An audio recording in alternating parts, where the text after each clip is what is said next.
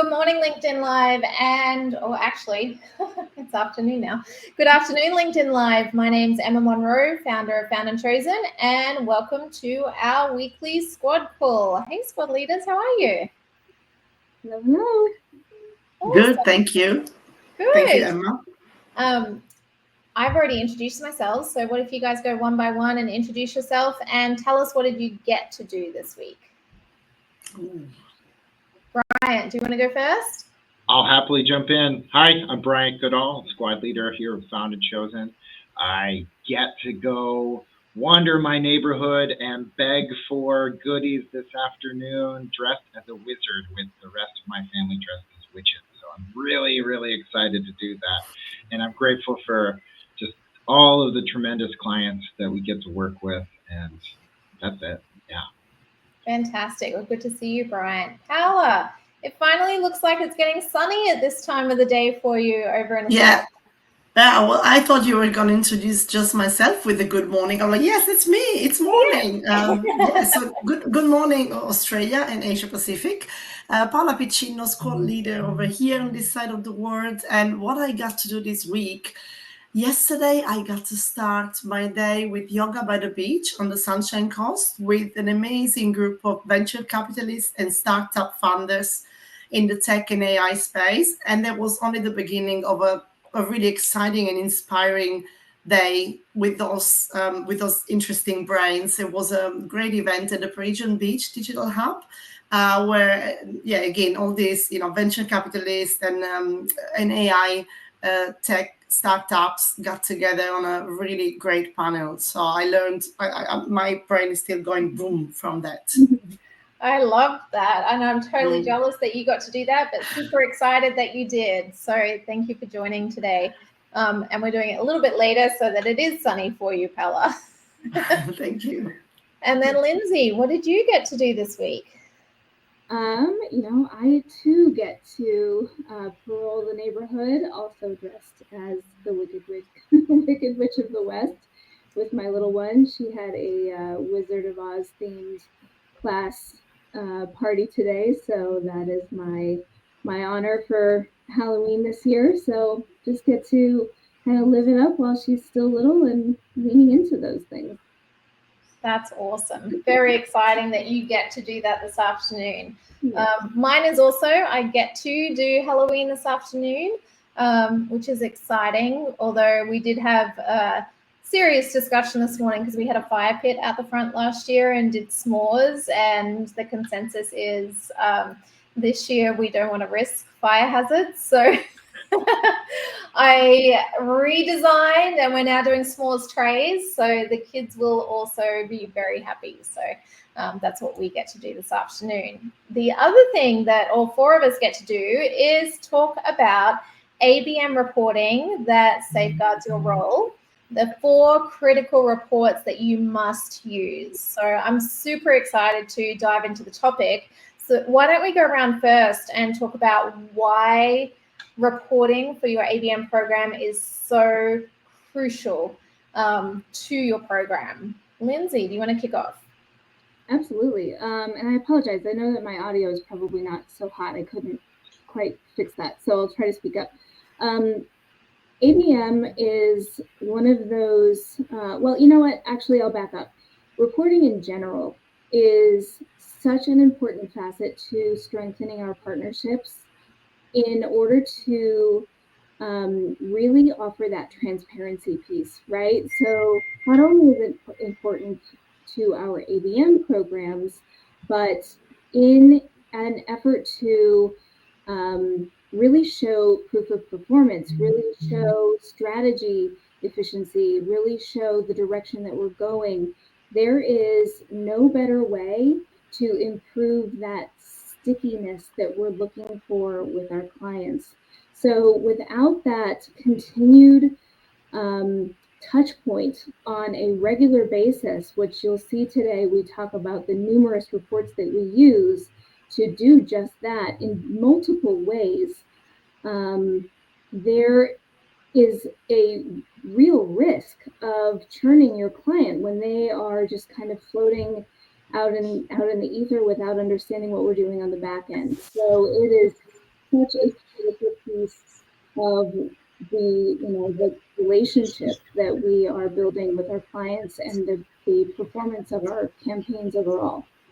Absolutely. And it's not just for agencies to use with their clients, right? Like we love this reporting and our clients really like it. But it's also about internal team members being able to communicate the efficacy or the issues with their program. It hurts my heart when I see so regularly on LinkedIn posts about I spend 80% of my time justifying my program, right? And trying to pull together numbers. That is a waste of resources, and stakeholders that are demanding this are really just wasting their team's time, right? There has to be a way to build reporting and execute on reporting in a regular way and educate your stakeholders on how to read the reporting. That's a lot of the issue. A lot of the time, as we see, Brian's laughing, is like you can do all this reporting, but if it's not consumable on their side, or they don't know what to ask, tell them what questions to ask. If I were you sitting in your seat, I would be asking A, B, and C. And so we've presented that here for you. Like, don't be afraid to tell people what questions to ask you. Paola, what are your thoughts? So many. I'll keep it to two. Great points, both of you, Lindsay and Emma. I'll focus more on the on how reporting can help internal stakeholders. For me, and I spent the vast majority of my career in marketing roles, so client side, a good reporting, which unfortunately I rarely saw from agencies. So when I saw this one, I was blown away. Bryant was on a call with me and I was like, I wish I was one of my clients. I just want to be on the other side receiving this. I'll just go straight to my CMO and show this off. And I'll just go to the sales team and say, this is not just a list of data in an Excel spreadsheet. I can tell you straight away what happened when, how this can affect the future, how well we are doing, they're really highly actionable numbers that we can easily use to justify our role, our promotion that we want to go for, why sales should come into the room with us in an ABM workshop. So yeah, just all of those things. Absolutely. That's my take. I love that. You want to be your own client and get the reporting. Yes. That's fantastic. And then Brian, you've been grinning this whole time. What's that about? Oh boy. Well, everyone sit down, lay on the couch, because here comes therapy session. Anxiety happens when there's no access. When there's no access to information, when the data and we talk about efficacy, but it's really much more simple than that. People don't want to be asked the question of how things are going and not being able to immediately provide that information. And when we go through the types of reports that are just crucial, you'll see two things. You'll see the type of the information and the timing for the information. The timing of the information is critical because we don't need all the information all at once. We would be overloaded by it. But we need the type of the information to also be crystal clear. Like definitely the points that all three of y'all mentioned is, how can you educate the stakeholders? How can you work internally about with what questions there are to ask, and that kind of thing. Again, goes back to how often and how frequent and how clear is the information that we're sharing. We're going to coin this phrase, is that anxiety comes from access and the denial of that access. And that's just why I was smiling, because I can think of so many times where I was asked internally, how are things going? And I didn't have the report immediately. Or how many times I've been asked as a marketer from an agency side, hey, how are things going? And then the anxiety goes, they don't know. They're not looking at the reports. They don't know things are going great. Now I've got to validate this. Or the inverse. Oh, man, they don't realize that this happened and we're working on it. It just all really comes from that access of information and how you can make it all accessible at the right time with the right people.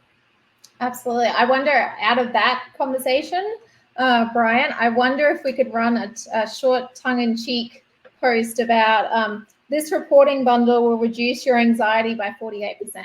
Right, by 48%. Ask me how, and then we could throw some random acronyms in there that no one understands. Just to make it really elusive of like, what are they talking about? That's it. Yeah, I like it. We'll have to ideate around that one.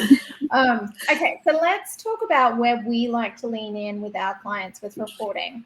Now, one thing that's stuck in my head since my 20s is under promise and over deliver, but also you're not interesting until you're interested, right?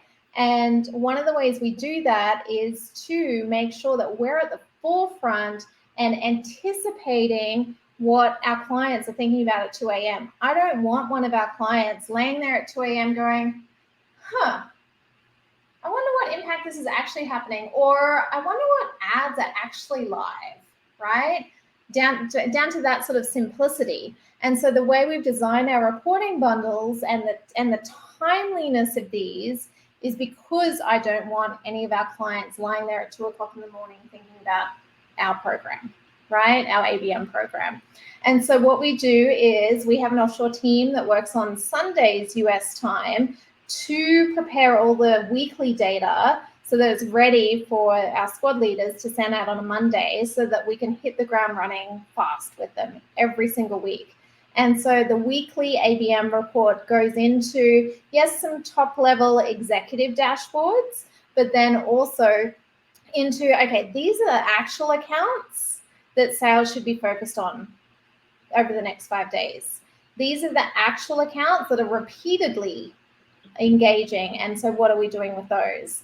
These are the tactics that are live, and these are the opportunities that are currently in play. So there is a very clean snapshot, which sounds like a snapshot, but it is a deep dive into the data so that we're handing over to sales on a Monday morning the right accounts for them to focus on.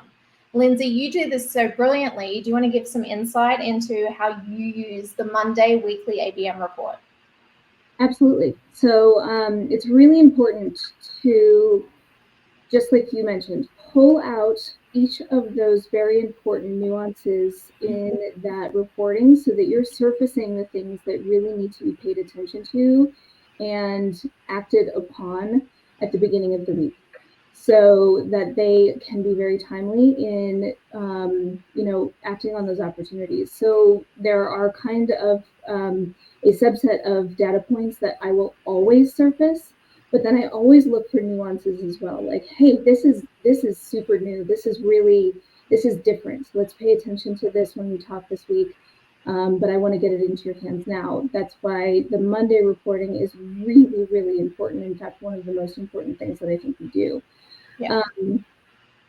One of the key points that I really like to watch for is, which accounts are dropping from the top of the funnel to the middle of the funnel. So those are our MQAs. I really love watching that filtration system. So that shows us exactly, what our campaigns are doing for that MQA process. I really love watching for spikes in our engagement, watching for trends in topics, watching for trends in keyword searches. So watching for all of those things that we can be super, super competitive and getting ahead of, and enabling our sales teams to jump on way before their competition could ever even think to be active. Absolutely. I love seeing how you use that in real terms. So thank you for sharing. Next report that we release happens every Friday, which is, I may have watched Watch What Happens Live, the Real Housewives series, every now and then as dessert. But the Watch What Happens Live report comes out every Friday, and that's a report that is very visual, and it shows all of the ads that are running at any one time during that week, right? So there's no one that can turn around and say, I actually don't know what's running right now. I can't visually see what is out in the market.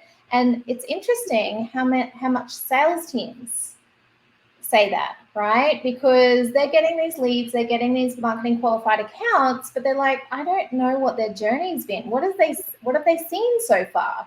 This is a way for marketing to turn around and go, okay, every week, this is what's live. This is what our target account list or our customer list is consuming this week. So there's there's super transparency there. Then the next account report that comes out happens in the first week of every month, and it's a look back. It's the monthly marketing report. Paula, do you mind speaking a little to that and the benefit of having that? Yes, absolutely. That one, I think I would use it personally more to speak to the people that are not as close within the organization to the ABM program. I could be, doesn't have to stay with marketing. And not even, obviously I'll have someone from sales, but it might be also someone from the creative team that maybe down the line wants to get involved into the campaign and wants to know what's coming, what's happening, what's performing well. They can start already having ideas. I'm personally a big fan of getting involved with the creative team as soon as possible, not only when it's too late down the line.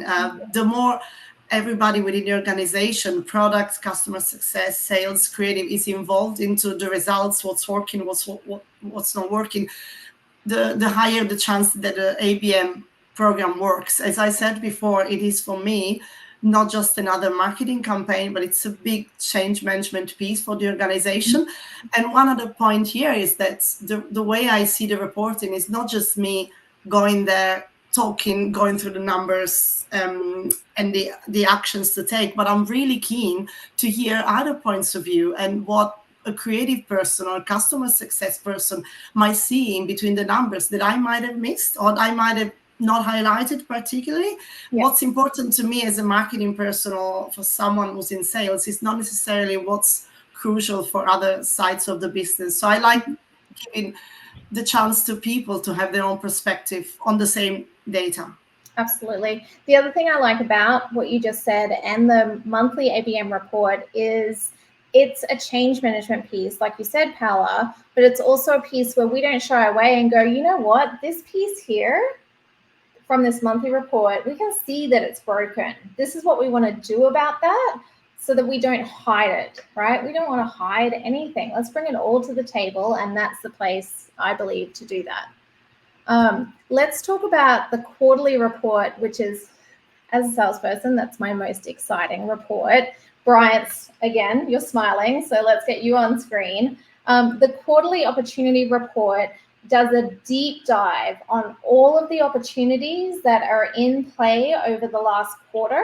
And we release this report at the beginning of the next quarter so that ourselves, along with marketing, but also the sales team, can dive into that report and have a look at every opportunity or deal, if you're in HubSpot, to go, okay, this has been their journey. We can see all this journey. We can see what they have or haven't done. We can see what content they consumed or were put in front of them and they didn't consume.